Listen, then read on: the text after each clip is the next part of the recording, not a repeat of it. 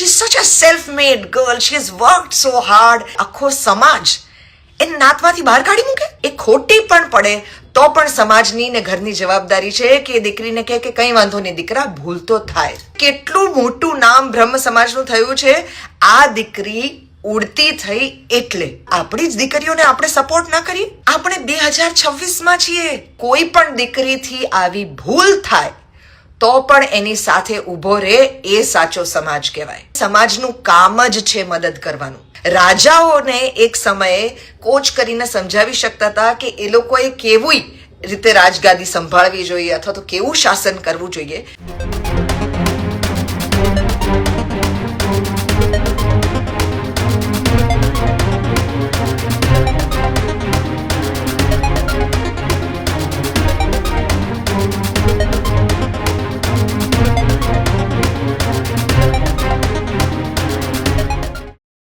સમાચારોમાં આગળ વાત. કિંજલ દવેના પરિવારના બહિષ્કાર મામલે અલગ અલગ આગેવાનો અને કલાકારો તેમના સમર્થનમાં આવી રહ્યા હતા, ત્યારે વધુ એક કલાકાર કિંજલ દવેના અને તેમના પરિવારના સમર્થનમાં આવ્યું છે.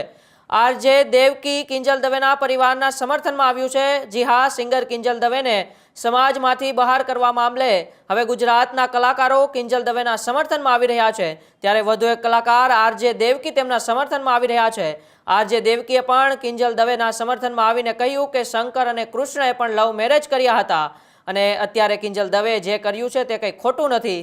આપણે 2026ની અંદર 25ની અંદર જીવીએ છીએ, કોઈ 18 કે 20મી સદીની અંદર નથી જીવતા, તેવું પણ આરજે દેવકીએ કહ્યું છે. સમાજ માટે આ દીકરીએ શું કર્યું છે તે સમાજે જોવાની જરૂર છે, તેવું પણ આરજે દેવકીએ કહ્યું છે. આ દીકરીએ બ્રહ્મ સમાજ માટે ઘણું બધું કર્યું છે, તેવું પણ આરજે દેવકીએ કહ્યું છે. તો હા, કિંજલ દવેના પરિવારનો જે બહિષ્કારનો મામલો હતો તે બાબતે હવે આરજે દેવકી પણ તેમના સમર્થનમાં આવ્યા છે. સમાજનું કામ વ્યક્તિને મદદ કરવાનું નહીં કે વ્યક્તિને એકલા પાડવાનું છે તે હવે ખબર નથી પડતી.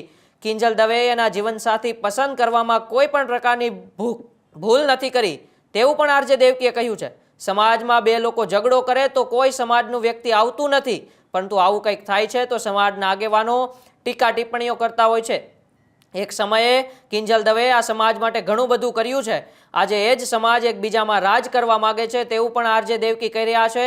સિંગર કિંજલ દવેને સમાજમાંથી જે બહિષ્કાર કરવાનો મામલો હતો તે બાબતે વધુ એક કલાકાર હવે તેમના સમર્થનમાં આવ્યા છે અને આરજે દેવકીએ એક નિવેદન આપ્યું છે અને નિવેદનમાં કહ્યું છે કે કિંજલ દવેએ કશું ખોટું નથી કર્યું. તેમણે સમાજ માટે ઘણું બધું કર્યું છે, પરંતુ સમાજ હવે તેમને એકલો પાડી રહ્યો છે, તે ક્યાંક ને ક્યાંક ખોટું છે. આપણા શાસ્ત્રોની અંદર પણ શંકર અને કૃષ્ણએ પણ લવ મેરેજ કર્યા હતા અને આપણે અત્યારે 2026ની અંદર જીવીએ છીએ, તો પછી કિંજલ દવેએ આ પગલું જે ભર્યું છે તે કંઈ પણ પ્રકારનું ખોટું નથી, તેવું આરજે દેવકીએ કહ્યું છે. આવો સાંભળીએ આરજે દેવકી શું કહી રહ્યા છે.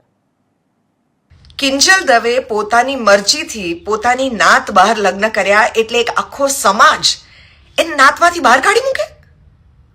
આપણે 2026માં છીએ. આ છોકરીએ તમારા સમાજને જેટલું પ્રાઇડ અપાવ્યું છે એ તો જુઓ. 17 વર્ષની છોકરીએ જિંદગીમાં એ પામ્યું કે જે આખી જિંદગીમાં લોકો નથી પામી શકતા. She is such a self made girl. She has worked so hard. એણે પોતાની જાતને કેટલી કેળવી છે કે જેને કારણે ગ્લોબલ સ્ટેજ પર પરફોર્મ કરી શકે. એટલે કેટલું મોટું નામ બ્રહ્મ સમાજનું થયું છે આ દીકરી ઉડતી થઈ એટલે. કોકના મૂળિયા ખૂંટીથી બાંધી જ રાખીએ ને તો એ ક્યારે ઉડી ના શકે. આપણા માઇથોલોજીમાં સૌથી પહેલા લવ મેરેજ એ શંકર ભગવાનના હતા. સસરાએ ના પાડી હતી. શંકર ભગવાન એ ફર્સ્ટ એવા હતા કે જેણે સ્ટેન્ડ લીધેલો.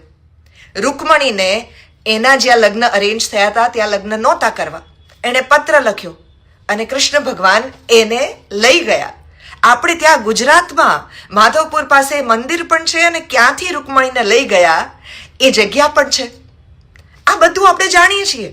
આ બધું સાંભળતી વખતે ઈશ્વરની લીલા એવું આપણને લાગે છે, પણ આપણે જ ત્યાં આપણી જ દીકરીઓને આપણે સપોર્ટ ના કરીએ? આ કેવું કહેવાય? આટલા વર્ષોની એની સ્ટ્રગલમાં કયો સમાજ મદદ કરવા માટે આવ્યો છે?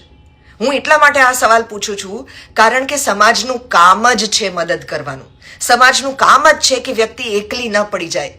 વ્યક્તિને એકલા પાડવાનું સમાજનું કામ નથી. હું તો ત્યાં સુધી તમને કહીશ કે ધારો કે દીકરીએ જે લગ્ન જે જગ્યાએ નક્કી કર્યા એમાં એની ભૂલ પણ થાય, એ ખોટી પણ પડે તો પણ સમાજની ને ઘરની જવાબદારી છે કે એ દીકરીને કહે કે કંઈ વાંધો નહીં દીકરા, ભૂલ તો થાય. ભૂલ કરવાની છૂટ આપવી એ સૌથી મોટી છૂટ છે. લોકો પોતે ભૂલ કરીને ઊભા થઈને શીખે છે. આપણે કહીએ છીએ ને કોશેટોના એક્ઝામ્પલમાં કે જો પતંગિયાને કોશેટોમાંથી આપણે જ બહાર કાઢી નાખીએ તો પતંગિયું સ્ટ્રોંગ ના થાય. હું નથી કહેતી કે એણે પોતાના જીવન સાથીને પસંદ કરવામાં કોઈ પણ ભૂલ કરી છે, પણ દુનિયાની કોઈ પણ દીકરીથી આવી ભૂલ થાય તો પણ એની સાથે ઊભો રહે એ સાચો સમાજ કહેવાય. અમારી દીકરી છે, એ જે ઈચ્છે તેને કરાવવાની જવાબદારી અમારી છે. આ ઓનરશિપ ઓફ લવ એ અગત્યનું છે.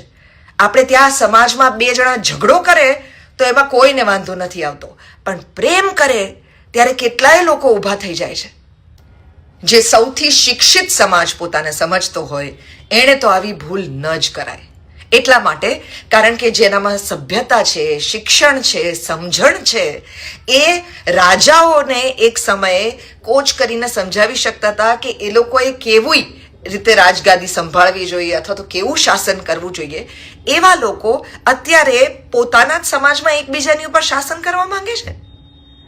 And having said that, just imagine કે જે વસ્તુનો તમને વિરોધ છે એ વિરોધ કરવા માટે જે ભાષામાં લોકો વિરોધ કરી રહ્યા છે એ ભાષા વાપરવી શું ઘણી વધારે હીન નથી ઇન કમ્પેરિઝન ઓફ તમારા સમાજની બહાર લગ્ન કરવા? આપણે તો જેટલો વધુ મિક્સ્ડ રેસનો સમાજ થઈએ એટલું વધારે સારું છે. વૈવિધ્ય બનશે ને, એને કારણે એકતા બનશે આપણા દેશની અંદર. આપણે એકચ્યુઅલી એક્ઝેક્ટલી કરવા શું માંગીએ છીએ? બીજાની સાથે જીવવું છે કે બીજાના બદલે?